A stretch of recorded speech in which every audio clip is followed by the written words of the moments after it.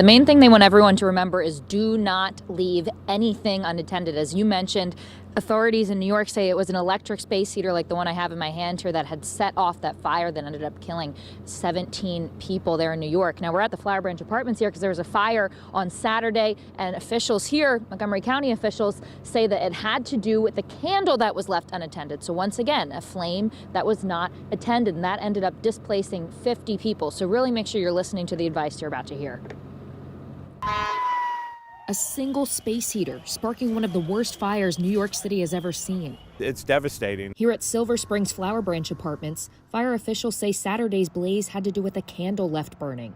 Many families, they lost a lot, not just all their belongings, but their memories. Robert Goldman heads the Montgomery Housing Partnership, which is working to help these families rebuild, as fire officials sound the alarm about fires from alternative heat sources. When it gets cold outside, we really do see an uptick in fires in the community.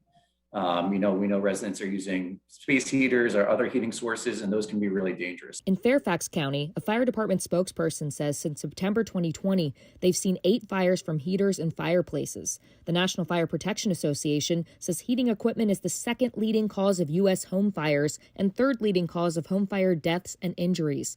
But D.C.'s fire marshal and Montgomery County's fire chief say there are simple ways to protect yourself. You need a minimum of 3 feet around space heaters. They should be plugged directly into a wall, never into a power strip or an extension cord or anything like that. And you should make sure that they're unplugged and off whenever you're leaving the room that they're in. Big no-no is using your oven, using your stove. That's a super no-no for an alternative heat capability.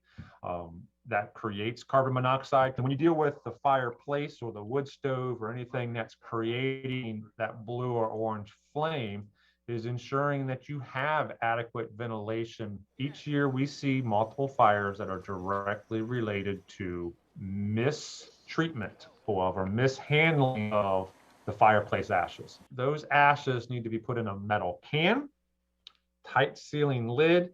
That metal can then needs to be placed away from the house. The house can be rebuilt, but lives cannot be replaced. So we want to make sure that everybody can get out safely and hopefully prevent a tragedy.